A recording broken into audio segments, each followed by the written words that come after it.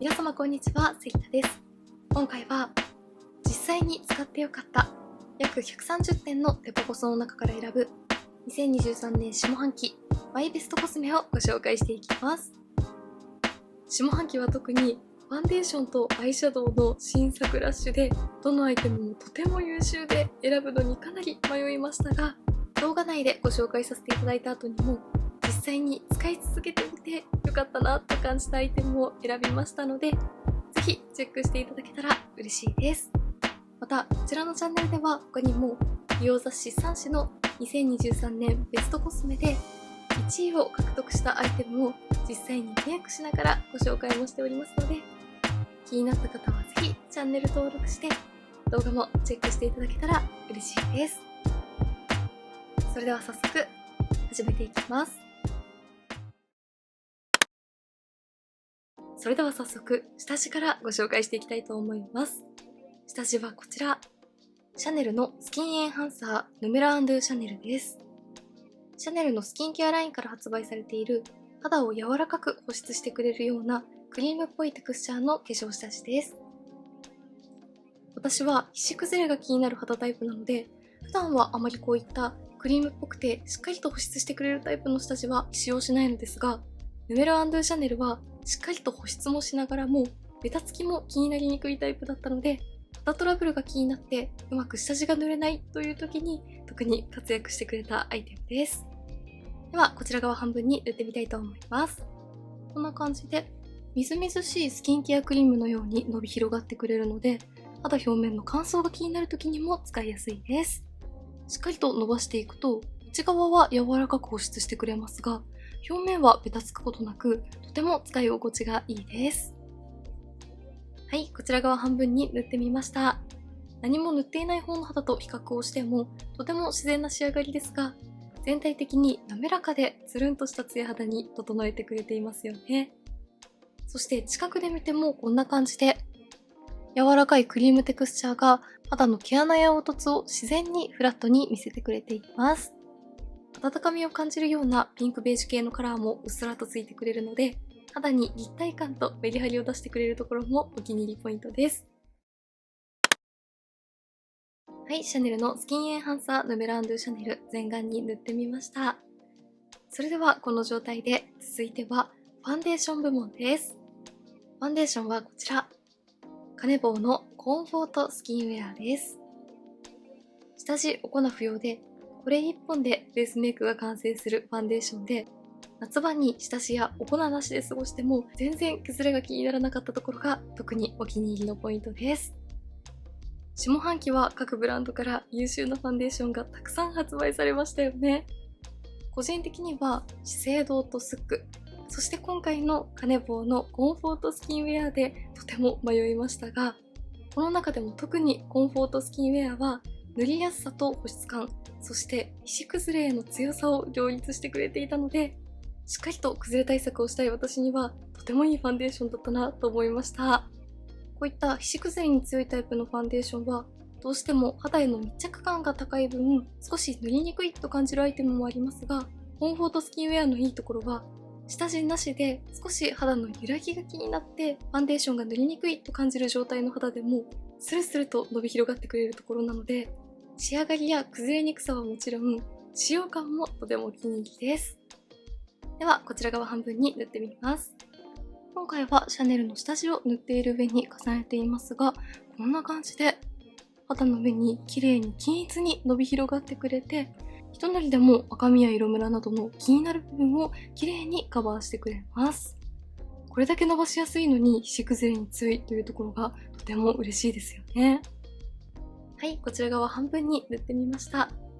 ツヤツヤに仕上がるファンデーションが多かった今期の中では珍しく、コンフォートスキンウェアはツヤすぎずマットすぎず、素肌のような質感のままカバー力をアップさせてくれるような仕上がりだったので、素肌っぽい印象のファンデーションが好きという方にもとてもおすすめです。近くで見てもこんな感じで気になる部分に何度かしっかりと重ねてみましたが、肌に綺麗に密着してくれていて、厚みも出ていなくてとても自然ですよね。赤みやニキビ跡などを完全にカバーするというほどハイカバーではないですが、細かい赤みや色ムラはしっかりとカバーしてくれます。そしてパウダーを塗る前でも肌表面にベタつき感が全く残っていないので、パウダーなしでベースメイクを済ませたいという方にもとてもおすすめです。コンフォートスキンウェアは今まで発売されたデパコスのファンデーションの中でもかなりお気に入りなアイテムです。はい、こんな感じで全顔にカネボンのコンフォートスキンウェアを塗ってみました。やはりこのサーダっぽい質感のまましっかりとカバーしてくれるところがとても綺麗ですよね。ではこの状態のまま続いてはフェイスパウダーをご紹介していきます。フェイスパウダーはこちら、ランコムアブソリュエッセンスインパウダーです。スキンケア成分を閉じ込めた新感覚スキンケアパウダーで、しっとりとしているのに肌表面が滑らかでサラサラに仕上がる感じがとても綺麗でお気に入りになったアイテムです。ランコムのアブソリュエッセンスインパウダーは前回の動画で美容雑誌3種のベストコスメランキングの中で1位を獲得したアイテムをご紹介した際に初めて購入して使用してみましたが、付属のパフでしっかりと重ねても立体的なツヤが残ってくれる感じと、肌表面の滑らかでさらりとした使い心地がとても良くて、すぐにお気に入りになったアイテムです。付属のパフで仕上げてももちろん綺麗ですが、個人的にはこういった大きめのフェイスパウダーブラシを使って磨くようにのせていくと、よりツヤが綺麗に出ておすすめです。今回はこちらのトゥーフェイストのフェイスブラシを使って塗ってみたいと思います。ブラシにたっぷりと取ったものを軽くのせてから磨くようにつけていくと、こんな感じでこの辺りに綺麗なツヤが乗ってくれます。はい、こちら側半分に塗ってみました。ブラシにたっぷりと取ったものをくるくると磨くようにのせていくとこんな感じで、パウダーなしの方と比較してもファンデーションの自然なツヤをしっかりと残してくれていますよね。そしてこちらのパウダーのすごいところは、こんな感じで近くで見てもちゃんとツヤ感と立体感を感じるところです。肌表面は粉っぽさやパサつき感は全くなく、滑らかでさらりとした状態に整えてくれていて、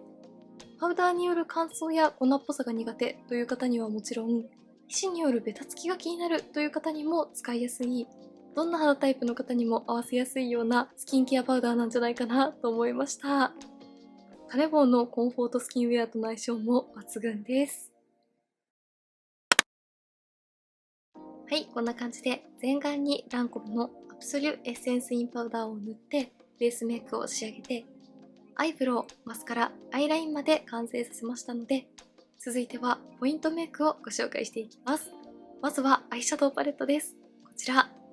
イヴ・サンローランボーテクチュールミニクラッチナンバー200番です。高発色なマット質感に大粒のラメの輝きがアクセントになるようなパレットでした。200番のカラーは柔らかくて色っぽさを感じるようなテラコッタやピンクブラウンがトレンドを抑えつつ甘くなりすぎない仕上がりで、絶妙なカラーニュアンスがとてもお気に入りです。下半期はファンデーションと同様、アイシャドウの新作も大豊作でしたよね。質感もカラーも可愛いアイテムばかりで、特に同じイヴ・サンローランボーテの100番のカラーやディオールショーサンククルールの673のカラーなどもとても好きで、使用する回数も特に多かったですが、200番のトレンド感をしっかりと抑えたピンクやブラウンのニュアンスがいろいろなファッションにも合わせやすくて、特に大活躍してくれました。ではこちら側に全色を使ってメイクしていきたいと思います。まず C のカラーを指に取ってアイホール全体にベースとして塗っていきます。こちらは温かみの中にも少し青みを感じるような透明感抜群のローズ系カラーです。イヴ・サンローランのパレットはどのカラーも青みと温かみのバランスがいいところがものすごく素敵だなと思います。続いて D のカラーをディオールのバックステージアイシャドウブラシ S に取って上まぶたのまつげの際から目を開けた時にカラーが見える位置まで少し太めのライン状に締め色としてのせていきます。こちらもしっかりと発色してくれるタイプの締め色ですが、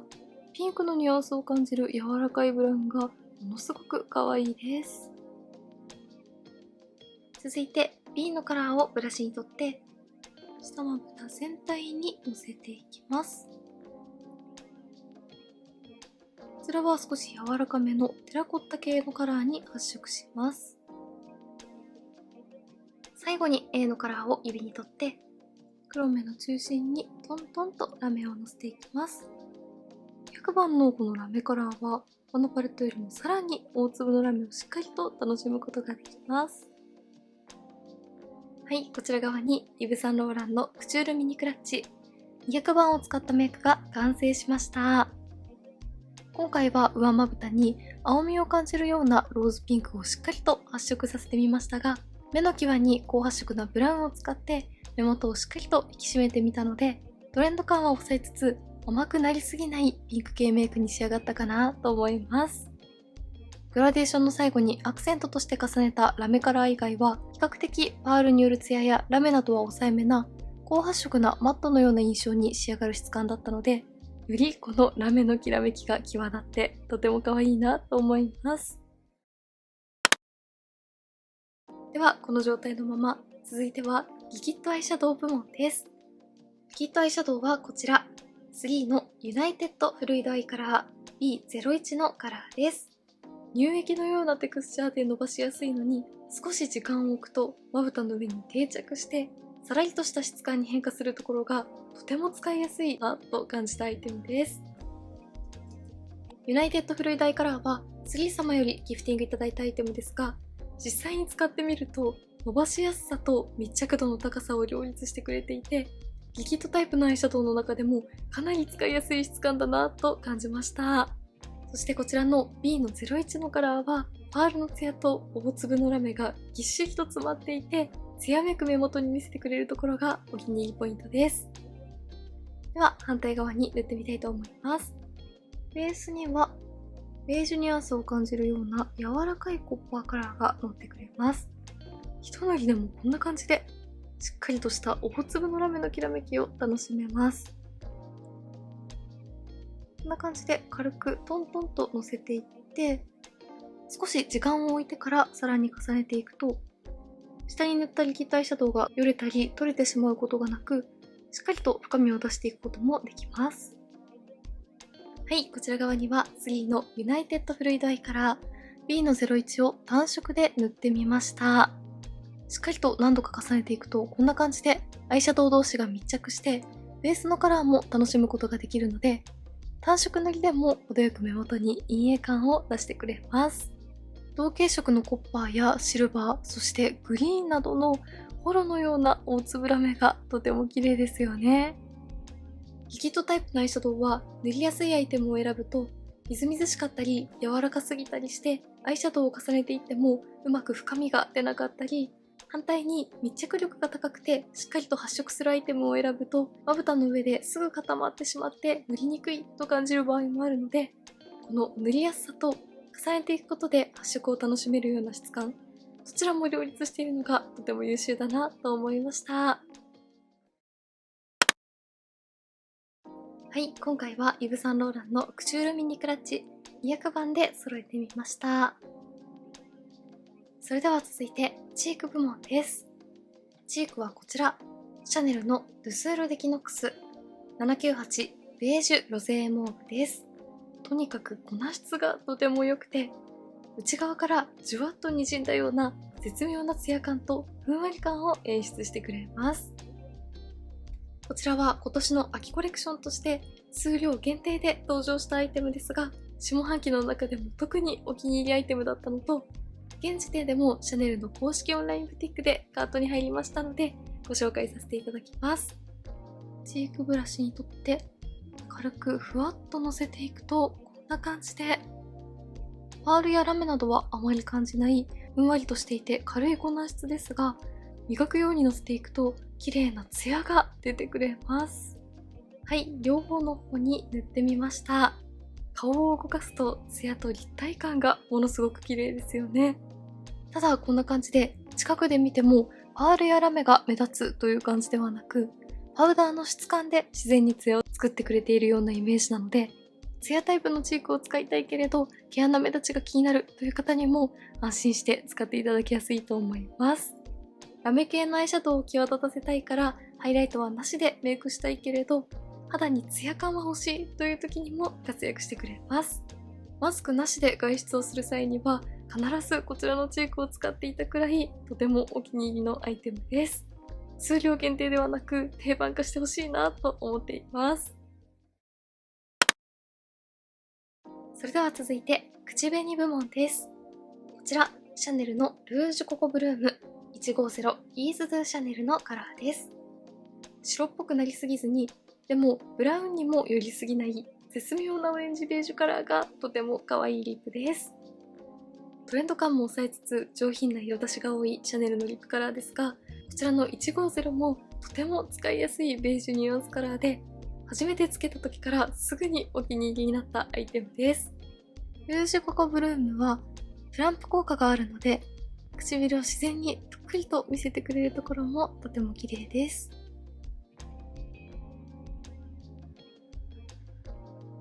はい、唇の上にのせてみるとこんな感じでした。ベージュニュアンスのカラーはこのくらい柔らかさがあると少し白っぽく見えてしまうようなアイテムもありますが、こちらはきちんと柔らかさを残しつつ程よい血色感も得られて、さらに深みが出すぎないという絶妙なバランスを保ってくれています。トレンド感も抑えつつ上品な口元に見せてくれるところがお気に入りです。引きで見るとこんな感じです。それでは最後、リップグロス部門をご紹介していきます。ディオールアディクトリップマキシマイザー049ピュアコッパーのカラーです。こちらは透け感のあるブラウンニュアンスのコッパーカラーに大粒ラメの輝きがとっても可愛いグロスです。こちらはクリスマスコフレの限定カラーとして今月に発売されたばかりのアイテムですが、つけた瞬間からカラーニュアンスや大粒のラメの感じがものすごく好みだったので、限定アイテムですがベストコスメに入れさせていただきました。現時点ではこちらもディオールの公式オンラインブティックでカートに入りました。こんな感じの透け感のあるブラウンニュアンスのコッパーカラーのベースに同系色のコッパーの大粒ラメがアクセントになってくれます。はい、唇の上にのせてみるとこんな感じです。ベースのカラーには透け感がありますが、こちらのアイテムには強いプランプアップ効果があるので、唇の血色感がアップする分、これ一つで塗ってもとても可愛いです。グロスのツヤの他にもラメによるきらめきでぷっくりとしていてツヤツヤの唇に見せてくれますが、ラメのカラーはとても落ち着いているので、意外と普段使いしやすいところもポイントです。こちらのグロスを塗るだけで大人っぽさと華やかさをプラスできるところが特にお気に入りなポイントです。はい、ではこんな感じで2023年下半期マイベストコスメを使ったメイクが完成しました。ベースメイクはトレンドのサーダっぽさとツヤ感をしっかりと感じつつも、保湿もしつつ皮脂崩れにも強いという機能性も持ち合わせたアイテムなので、塗りたての仕上がりをしっかりと持続させたいという時にもおすすめな組み合わせです。そしてポイントメイクはトレンドのピンクニュアンスもしっかりと感じつつ、ブラウンやコッパーなどのくすみ系のニュアンスもしっかりと合わせているので、甘くなりすぎずに色っぽさも感じるようなメイクに仕上がったと思います。ぜひ皆様の2023年下半期のマイベストコスメもコメント欄で教えていただけたら嬉しいです。メイクについてのご質問やこんな動画が見たいなどございましたら、お気軽にコメントやチャンネル登録していただけると嬉しいです。それでは最後までありがとうございました。